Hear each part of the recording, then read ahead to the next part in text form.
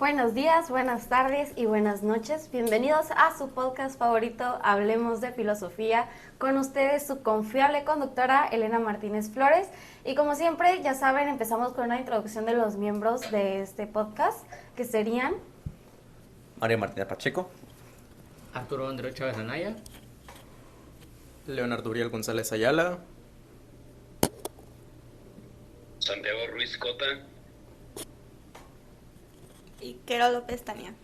Bueno, en este capítulo vamos a hablar sobre paradigmas. Es un tema muy complejo y aquí cada quien va a dar su aportación sobre lo que cree que es un paradigma o sobre los paradigmas que conoce o cree conocer. Pero antes de empezar todo esto, me gustaría hacerle la palabra a mi compañera Tania Quero López para que nos explique qué es un paradigma.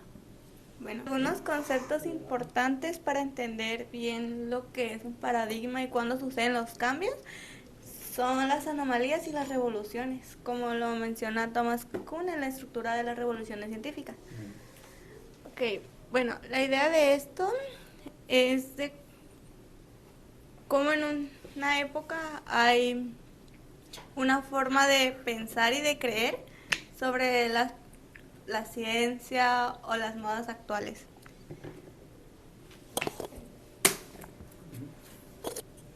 yo puedo... todavía. ¿Tomaste un descanso? Okay. Okay.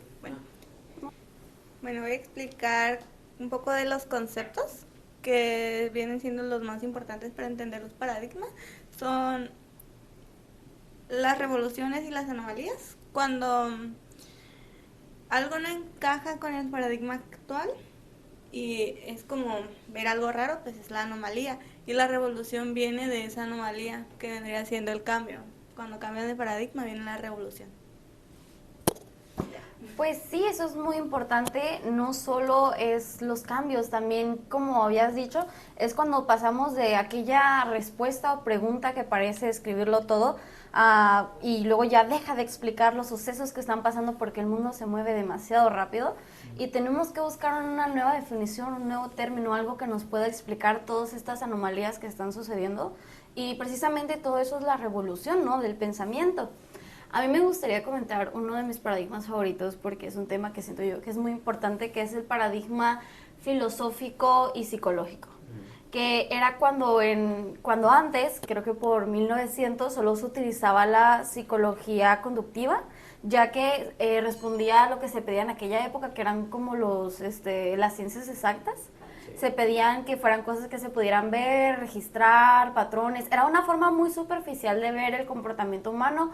Usualmente eso solía responder a los estímulos, de ahí nació el acondicionamiento físico, ¿no? Como el que usan con las ratas a las que les dan choques, para que no hagan ciertas cosas, que se creían que las cosas como las emociones, lo que piensan los humanos, las ideas y la creatividad, eran términos tan grandes, o sea, tan complejos, términos que ellos no podían describir, estaban dentro de esta caja negra que es nuestra cabeza y no podían entrar o acceder a ellos. Entonces pues se rindieron y se habían concentrado específicamente en describir las acciones de los hombres, cuáles son los estímulos del cuerpo que los llevaban a cometer dichas acciones. Y luego pasó la revolución tecnológica y empezaron muchas personas a ver la deficiencia que causaba el solo fijarnos en aquello que nuestros ojos podían ver, ¿no?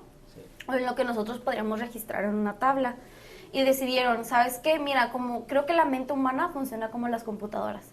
Tiene todo este proceso, ellos ampliaron su forma de ver la psicología y empezaron a crear nuevos términos como lo que sería el cognitivismo, y ya empezaron, ¿no? Pasamos de esta teoría de que todo era conductismo, de que eso era la psicología y la filosofía alrededor de esta tuvieron un cambio tan grande y pasamos de lo que hoy conocemos como cognitivismo. Ya después de eso pasó a cognitivismo conductual porque pues va muy de la mano.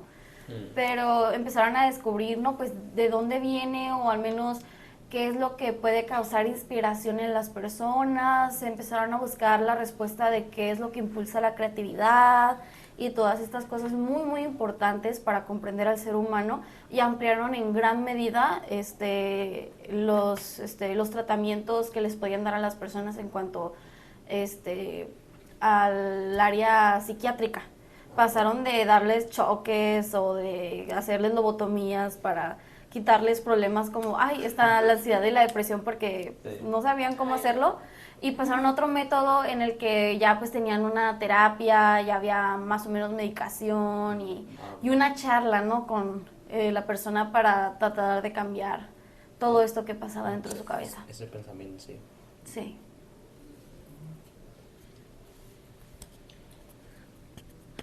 Además, un ejemplo de paradigma más actual que se me ocurre es el paradigma de la identidad.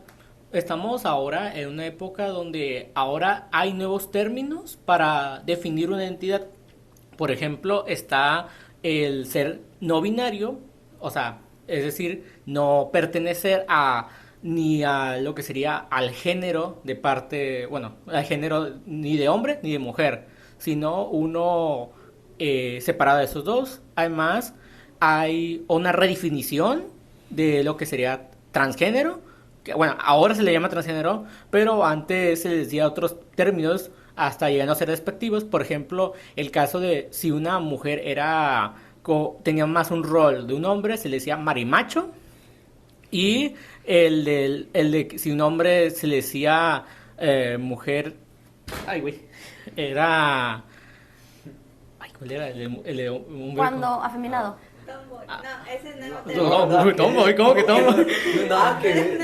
A ver, te estás refiriendo como cuando a un hombre se comporta de forma femenina, ¿no? Sí, sí, sí. Se sí. les decían afeminados o maricones. Maricones, ándale, gracias. Eran maricones, ya. O naranjas, algo así. Porque eran esos, no, ya me acordé bien el término, mandilones, ya. Porque se sometían a lo que era, perdón, estos hombres que se sometían a un rol más en esa época de mujer. Sumisión. Ujú, exacto. Y ahora ya no se ve ni siquiera de esa manera, además de que se redefinen lo que serían los conceptos de hombre y mujer, ahora como constructos sociales, más que algo más ligado a lo biológico. Sí. Pues a mí me parece muy importante porque sí, o sea, utilizaron o redefinieron términos que ya existían para que hubiera una mejor comprensión, ¿no? Porque en aquel momento cuando se creó el término, pues se tenía cierta imagen de lo que era, pero ahora en la actualidad, con la nueva visión del mundo, pues el término ya era muy obsoleto y se tuvo que redefinir, o incluso solo se redefinió porque había nuevos conceptos que lo apoyaban o que lo volvían más específico. Lo mismo pasó en el caso que yo te dije, porque muchas de las terapias psicológicas o de los términos que ya se utilizaban se adaptaron al nuevo campo, ya que pues la psicología se dio cuenta que estaba siendo altamente criticada y muy rezagada cuando las personas dijeron, güey, hay una forma mucho más grande de ver la mente, y yo creo que te estás quedando muy atrás porque te estás fijando en algo muy externo, ¿no? Y la mente y la psicología es un campo muy grande como para que nada más estés fijando en cómo se comportan las personas.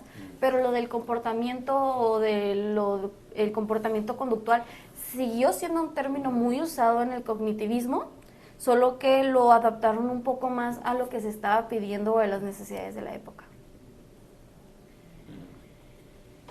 Bueno, en sí, pues sobre los nuevos términos, ya se van haciendo una moda que todos empiezan a usar y dejan los anteriores para adaptarse a los nuevos. Como unos términos más modernos, que no se miren como que ya más antiguos. Me gustaría preguntarle aquí a mis compañeros qué piensan, cómo entienden los paradigmas. Pues bueno, para mí un paradigma es básicamente una forma de cambio, que es, por ejemplo, pasas de una forma de pensar a otra, pues, o sea, así como ya lo hemos comentado. Un ejemplo que podría poner es, o sea, bueno, más bien una metáfora podría ser,